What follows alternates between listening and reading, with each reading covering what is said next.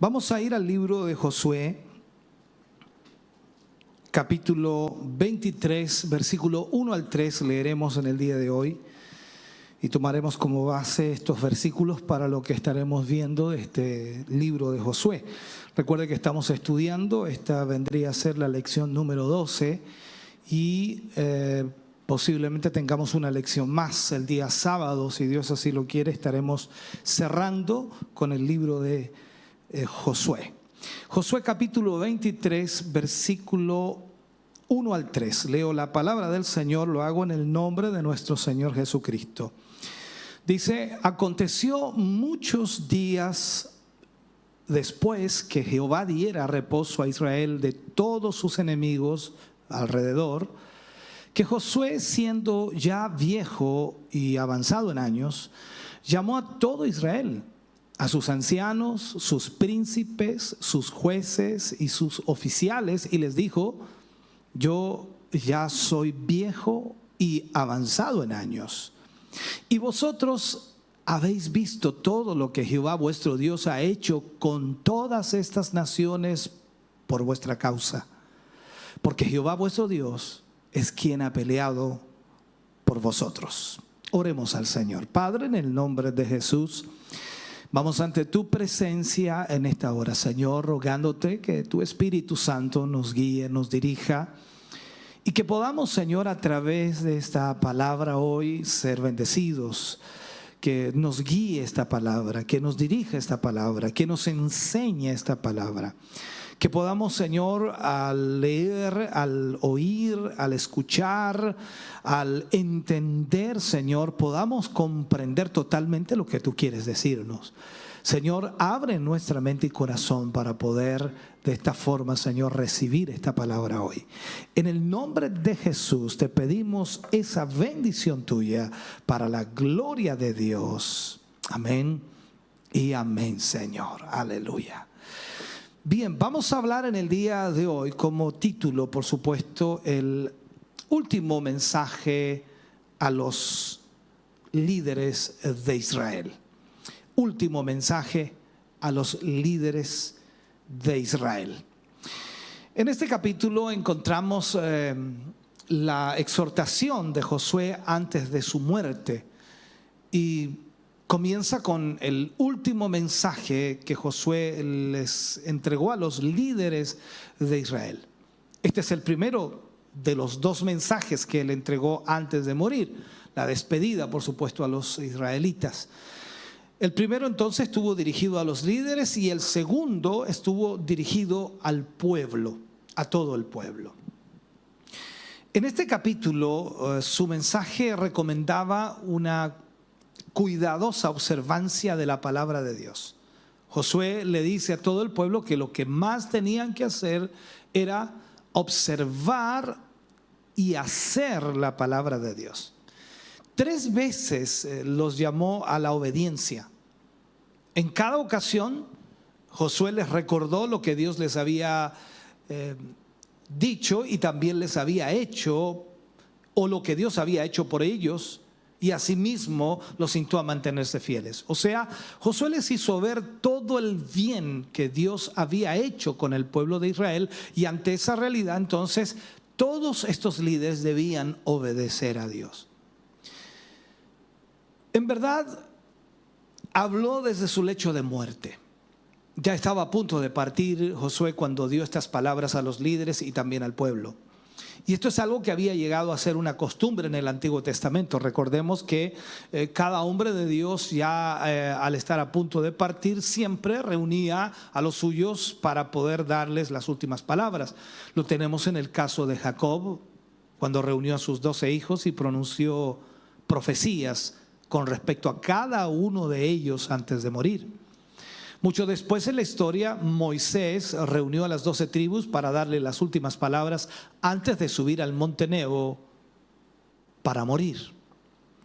Ahora Josué, que había sido el líder de Israel por 40 años y que les había traído a la tierra prometida, les daría el mensaje final antes de morir. Entonces, cuando vemos en este capítulo 23, es lo que más o menos vamos a encontrar. Algunos dicen que los muchos días después, cuando se refiere a los muchos días después, o sea, el intervalo entre los eventos del capítulo 22 y del capítulo 23, en realidad fue más o menos 18 años. 18 años. O sea, entre el capítulo 22 y el capítulo 23 de Josué, aproximadamente pasaron 18 años. Si unos 20 años antes, Josué capítulo 13, versículo 1, recordemos, el líder de Israel, Josué mismo, fue descrito como viejo y avanzado en años. O sea, estamos hablando aquí de algo interesante. ¿Cuánto más viejo, por decirlo así, y avanzado en años era en el capítulo 23? Probablemente era el más anciano de todos los hijos de Israel. O sea, era el más anciano de todos los hijos de Israel, ganándole por pocos años a Caleb. Sin embargo, no era solo la cantidad de años, sino la calidad de esos años que él había vivido y cómo había envejecido.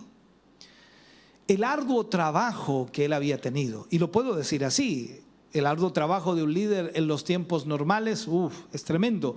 Pero más todavía en las circunstancias que le tocó vivir a Josué y cómo tuvo que enfrentar su liderazgo, por supuesto, allí en Israel.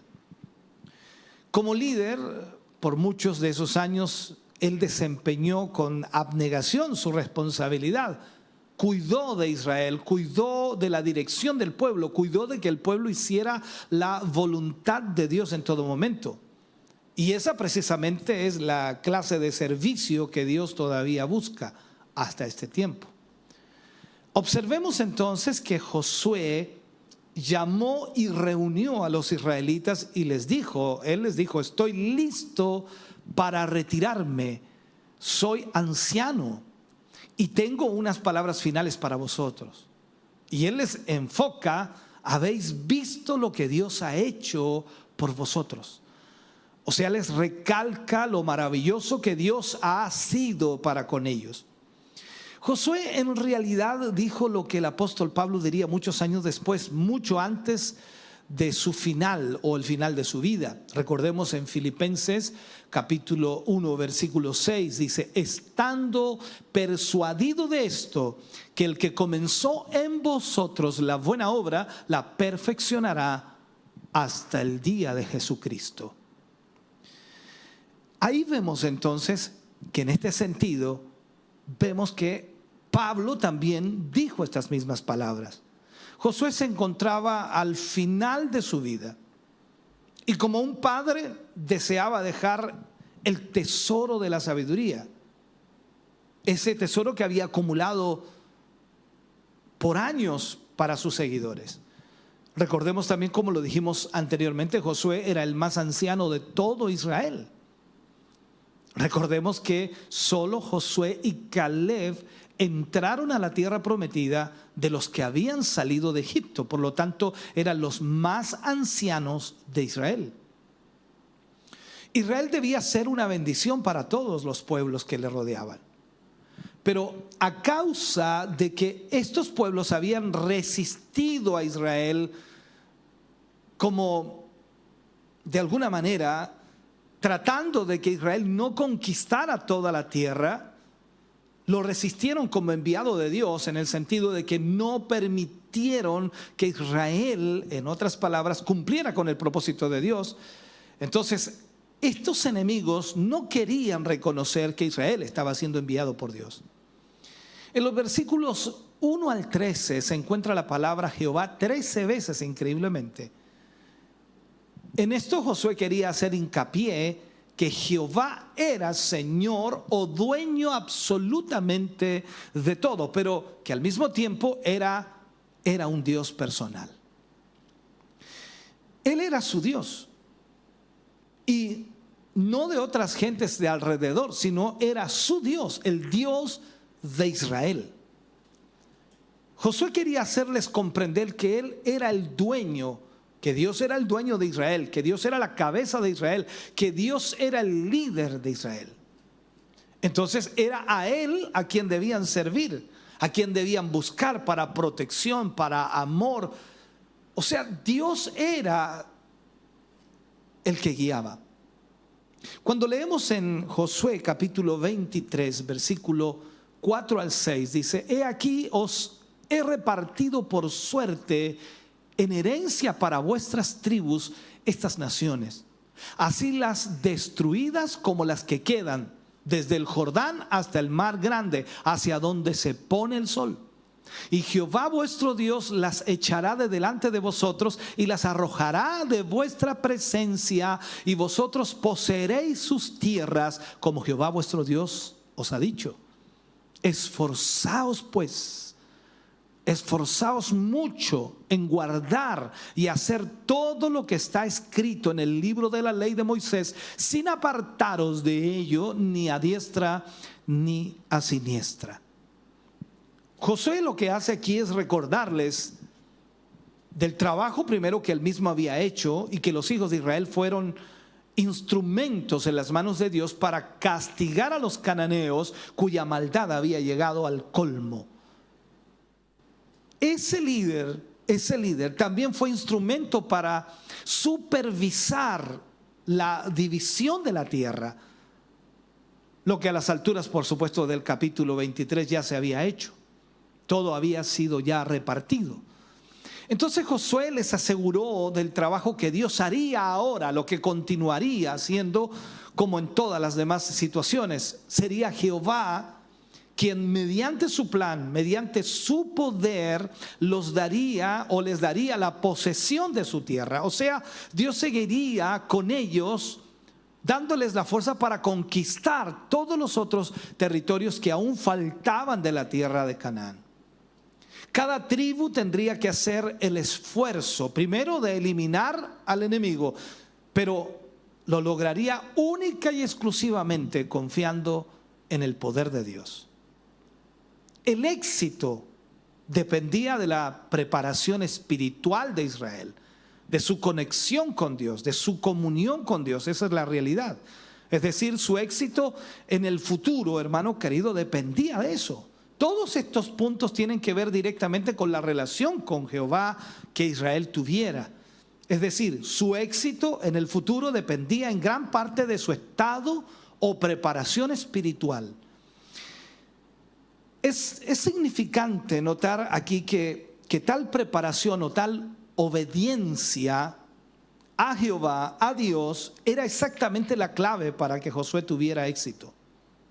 Recuerde lo que le dice el Señor a Josué en el capítulo 1, versículo 7, cuando nosotros leemos allí: mira que te mando, que te esfuerces, que seas valiente, no temas ni desmayes. O sea, cuando estamos hablando de esto, la dependencia de Dios, y más aún de la dependencia de Dios, la obediencia a Dios es importantísimo. Los israelitas de experiencia sabían, por supuesto, por lo que habían vivido y habían experimentado, que la ayuda de Dios solamente estaba disponible cuando no había pecado en el campamento y cuando su fe, por supuesto, tenía su enfoque puesto en Jehová. Ellos sabían perfectamente eso, porque lo habían experimentado ya. Entonces también podemos decir que nuestra preparación espiritual, nuestra obediencia al Señor es lo más importante para prosperar. Si usted y yo somos obedientes al Señor, entonces vamos a poder prosperar.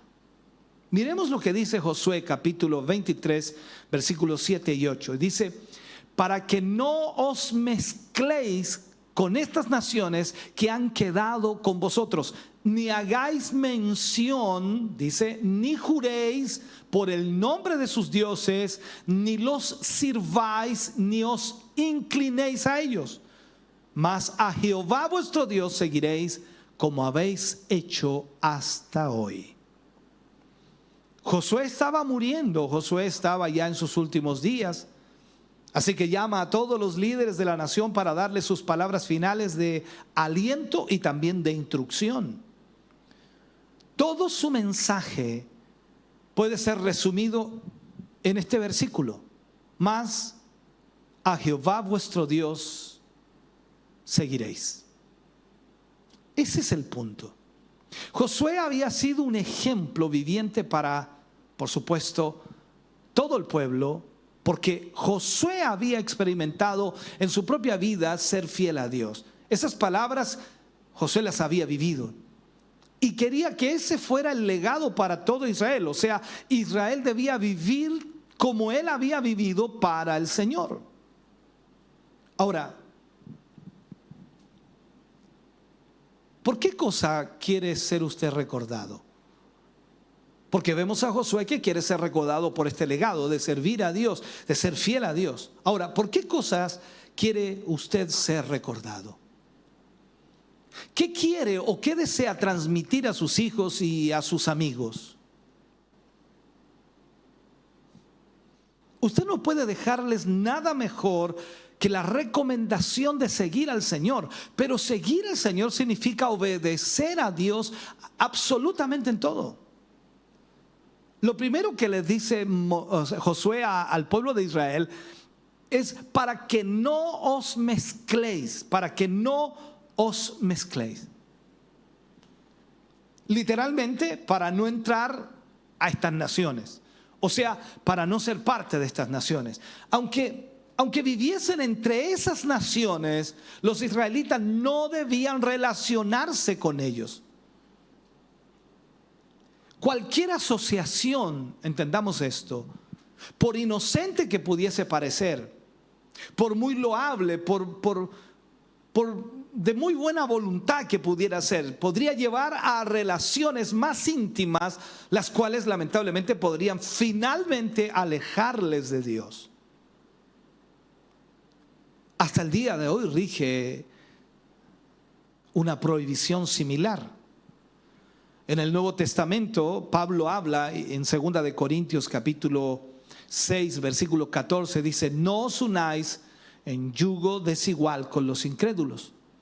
Porque ¿qué compañerismo tiene la justicia con la injusticia? ¿Y qué comunión la luz con las tinieblas? ¿Sabe? Los tristes resultados del desacato consciente de esta orden se ven en la vida de los jóvenes que, a pesar del consejo de sus mayores, se unen en matrimonio con incrédulos. Estoy hablando del pueblo de Israel y estoy hablando también de este tiempo. Además de tener un hogar donde nunca puede reinar la verdadera armonía, muchas veces también encuentran que paulatinamente van sintiendo, escuche bien, menos gusto por estar en la presencia de Dios. Hasta llegar más tarde, por supuesto, a una completa separación de Dios. Tarde que temprano eso llega porque están en desobediencia. ¿Qué dice Amós capítulo 3, versículo 3? Nosotros lo hemos leído infinidad de veces y creo que todo el pueblo del Señor lo sabe de memoria. Amós 3:3 dice: ¿andarán dos juntos si no estuvieran de acuerdo? Luego dice Josué al pueblo, a los líderes: ni juréis. Ni juréis. ¿Por qué lo dice? Al jurar por cualquier dios, se lo reconocía como testigo y vengador en el caso de la violación de contratos. Y por tanto se daba testimonio que era apropiado entonces como objeto de culto. Por eso Josué les dice: ni juréis. Esto significaría entonces que Israel no podía entrar en ningún pacto con los idólatras. Porque para el idólatra la única forma de hacer que ese contrato tuviera validez sería jurar por sus propios dioses. Y eso significaría que el israelita también reconocía a dicho Dios. O sea, la situación se complicaba.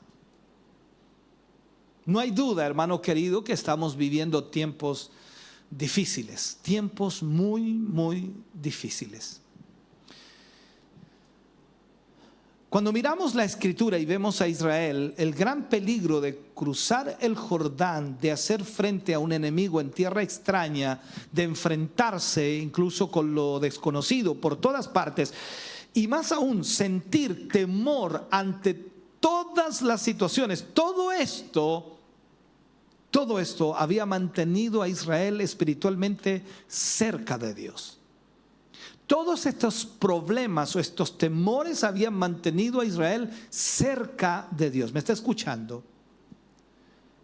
Pero Josué reconoció que ya que habían entrado en un periodo de reposo, en un periodo de tranquilidad, estaban disfrutando de la prosperidad en Israel y también la abundancia que la tierra prometida les concedía, hermano querido. Entonces, esto increíblemente, más que acercarlos a Dios, podría alejarlos de Dios. No porque Dios se alejara de ellos, sino porque esa comodidad, esa prosperidad, esa bendición que tenían podía alejarlos de Dios. Y esa lamentablemente es la historia de la naturaleza humana.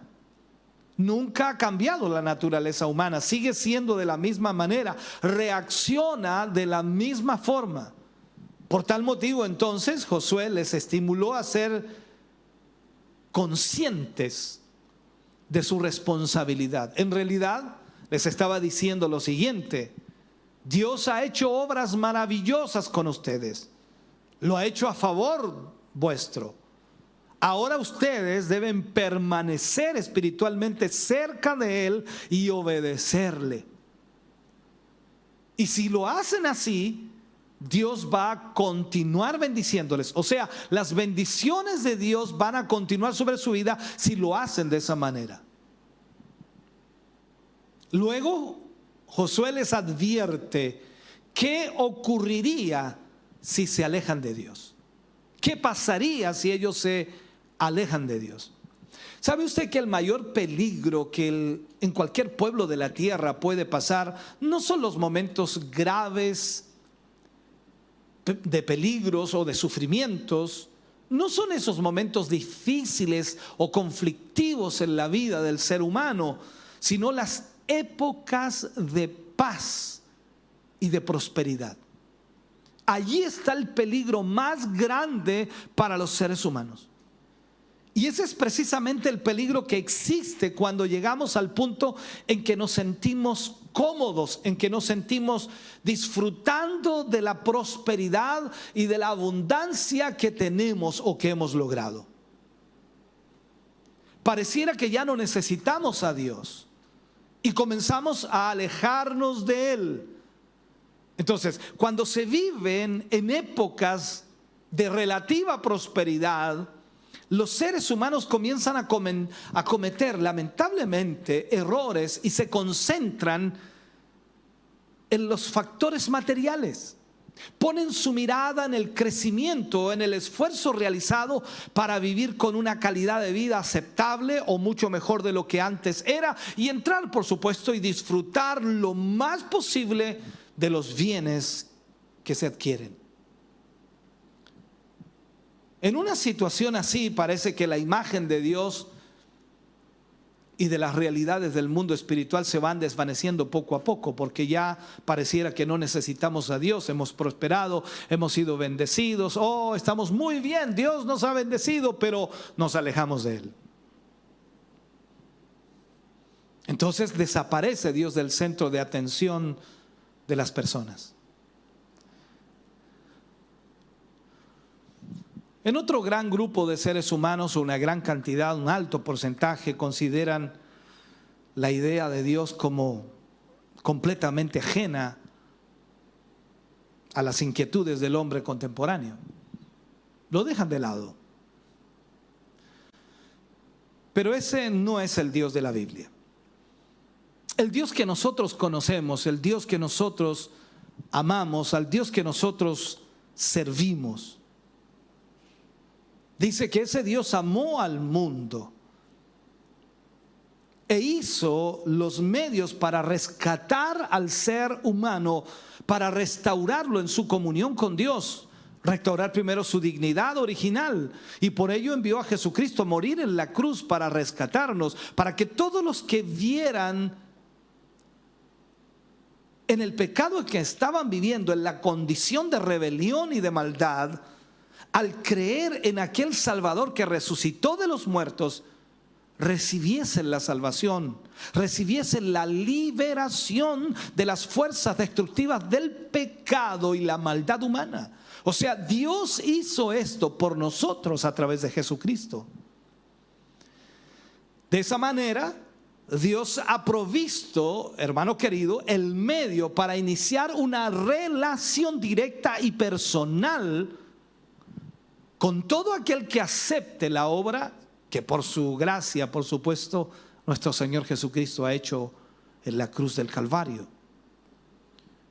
Usted y yo podemos entrar hoy a formar parte de esa gran multitud de personas que alrededor del mundo sirven a Dios, aman a Dios, y todo el pueblo, toda nación que por supuesto entregue su vida al Señor y reconozca este sacrificio de Cristo, entonces entrará a través de esta bendición maravillosa que es la gracia de Dios. Más aún, puedo decirlo así, estará gobernado por el Señor y por la dirección del Espíritu Santo. Josué les dice en el capítulo 23, versículo 11 al 13, les dice a los líderes: guardad pues con diligencia vuestras almas, para que améis a Jehová vuestro Dios. Porque si os apartáis y os uniereis a lo que resta de estas naciones que han quedado con vosotros, y si concertareis con ellas matrimonios mezclados con ellas, y ellas con vosotros, sabed que Jehová vuestro Dios no arrojará más a estas naciones delante de vosotros, sino que os serán por lazo, por tropiezo, por azote para vuestros costados y por espinas para vuestros ojos, hasta que perezcáis de esta buena tierra que Jehová vuestro Dios os ha dado.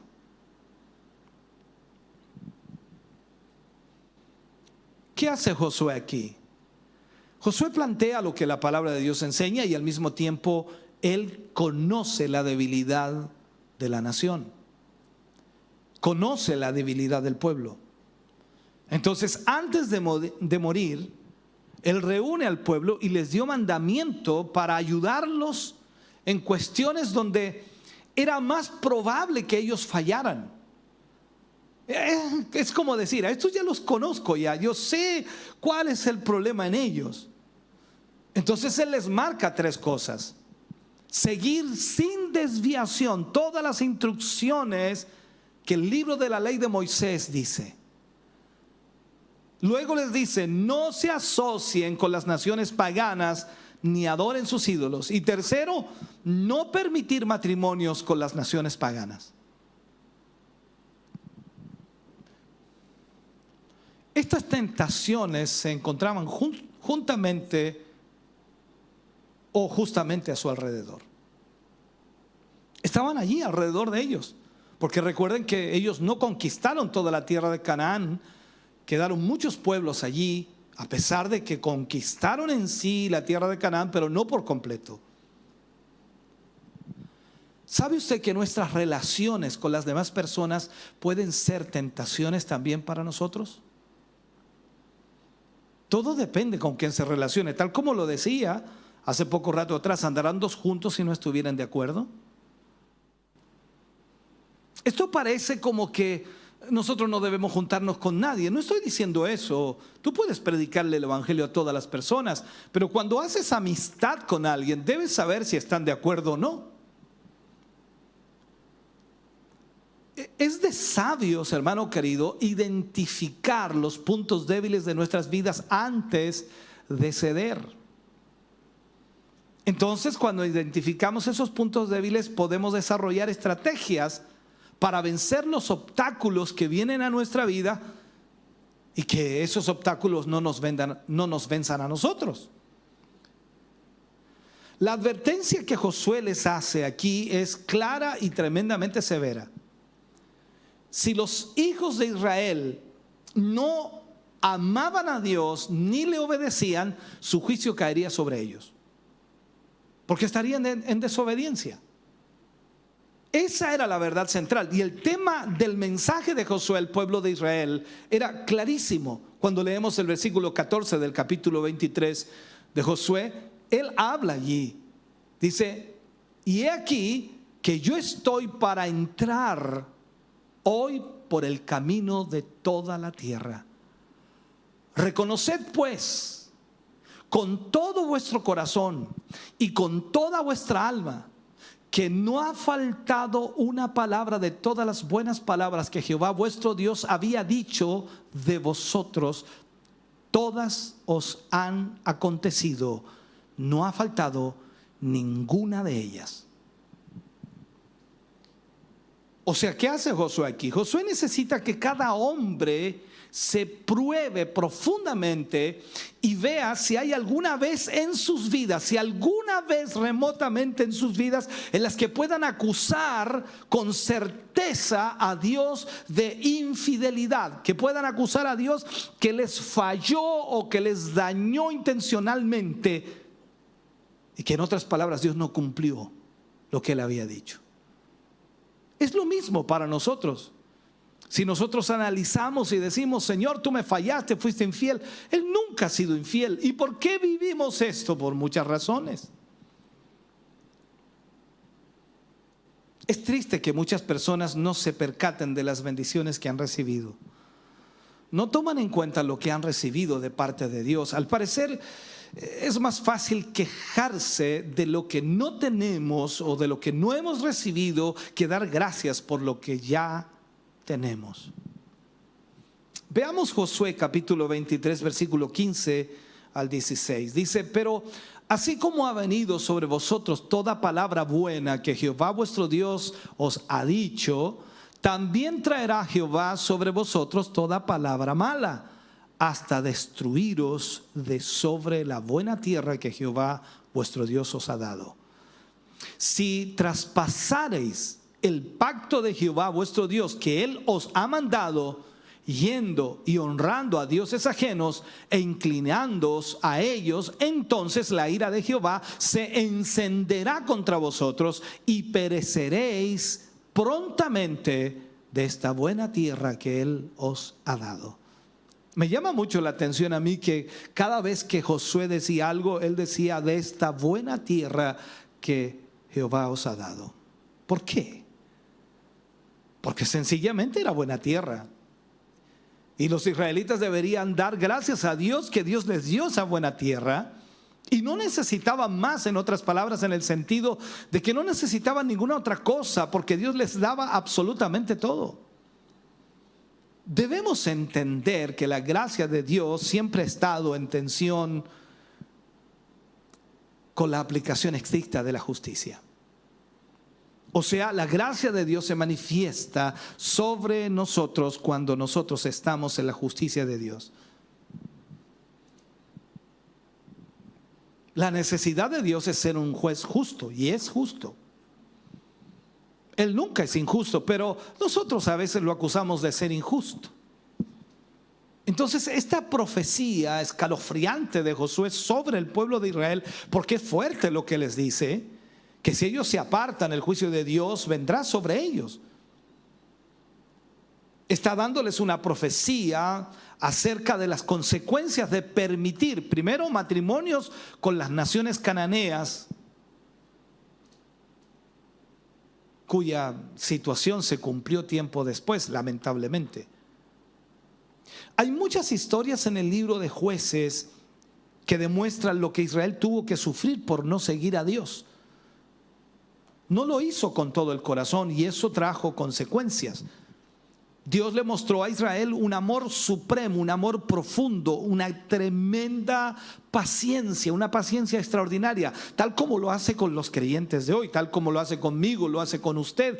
Constantemente muestra una paciencia extraordinaria, pero no debemos creer, hermano querido, que su paciencia significa aprobación o indiferencia hacia nuestro pecado. Eso nunca será así. Debemos tener cuidado con desear alcanzar nuestros propios deseos, porque con el tiempo es posible que los alcancemos junto con todas las consecuencias dolorosas que eso implica. Yo puedo anhelar muchas cosas, pero si no está en la voluntad de Dios, eso me traerá consecuencias dolorosas.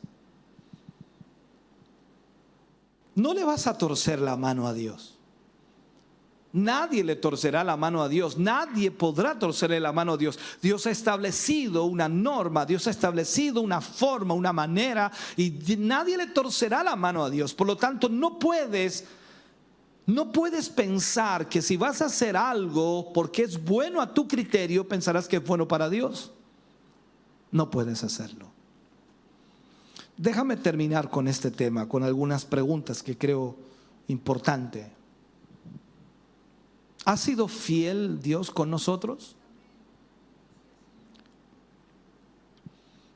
Puede que muchos estén pasando hoy por conflictos, por problemas, dificultades graves y cosas prolongadas, incluso situaciones muy complejas, por pruebas tremendas, pero al final debemos reconocer, tal como Josué, que el bien y la misericordia de Dios le siguieron todos los días de su vida.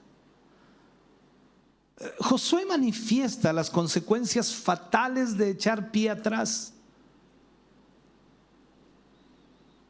Josué dice: sabed pues con toda certeza que eso será vuestra ruina. O sea, será una ruina si nosotros no obedecemos a Dios. El primer paso será la amistad con los idólatras. El siguiente, casarse con ellos. Y al final, servir a sus dioses. Todo es un proceso. Alguien me decía tiempo atrás, dice: pastor, pero es que, ¿cómo no me voy a poder casar con un inconverso si yo lo puedo convertir? Tienes toda la razón, lo puedes hacer si Dios te ayuda. Pero lo más fiable o lo más real que puede suceder es que tú te conviertas a Él. De esa manera el camino del pecado lleva cuesta abajo siempre. Quienes tienen comunión con los pecadores no pueden evitar la comunión con el pecado, es imposible. Poco a poco eso comienza a llegar.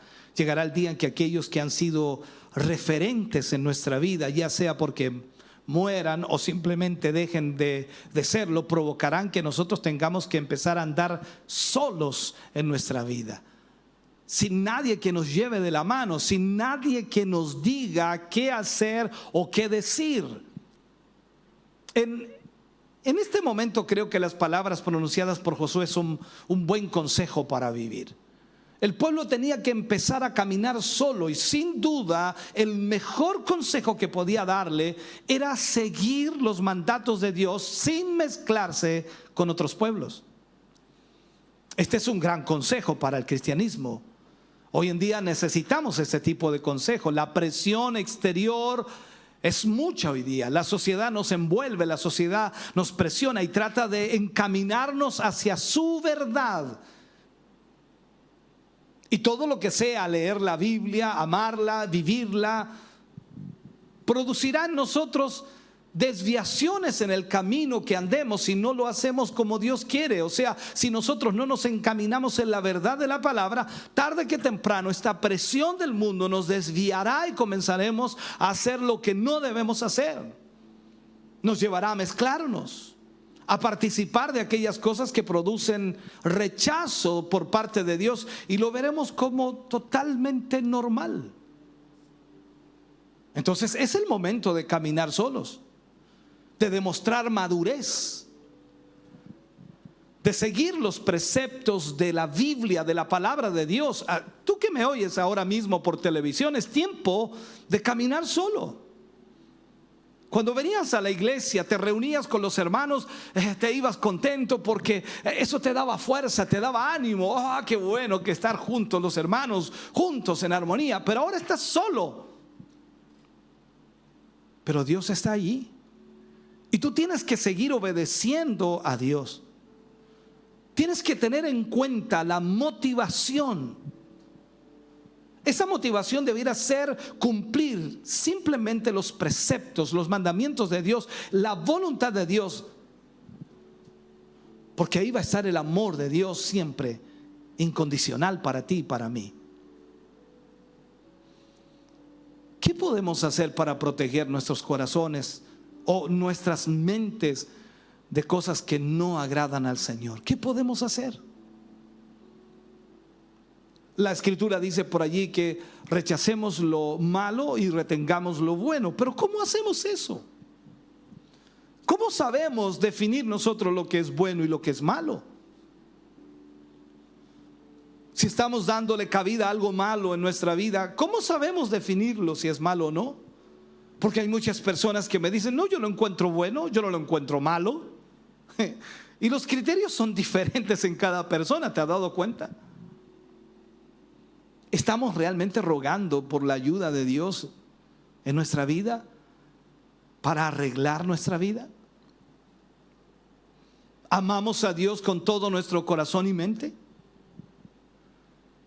¿Es realmente evidente nuestra obediencia a Dios? Cuando digo es evidente nuestra obediencia a Dios, o sea, se nota en la forma de vida, en la forma de ser, en la forma de actuar, en la forma de hablar, en la forma de vestir. O sea, se nota la evidencia de nuestra obediencia a Dios. Que Dios nos ayude a escoger lo bueno, hermano. Que Dios nos ayude realmente en nuestro diario vivir para poder enfrentar todo esto que viene, para que experimentemos lo bueno que Él tiene preparado para nosotros. Porque si no lo hacemos, entonces ¿cómo vamos a poder dar testimonio de que Cristo vive en nosotros? Espero que esta palabra le ayude, le instruya, le guíe, le despierte para hacer la voluntad del Señor. Creo con todo mi corazón que siempre la palabra trae respuestas a nuestra vida y nos ayudan para entender lo que estamos viviendo. Permítame orar por su vida. Padre, en el nombre de Jesús, oramos dando gracias por su amor y misericordia. Hoy más que nunca, Señor, necesitamos su palabra en nuestra vida para que nos guíe, para que nos dirija. Sus misericordias nunca se apartan de nuestra vida.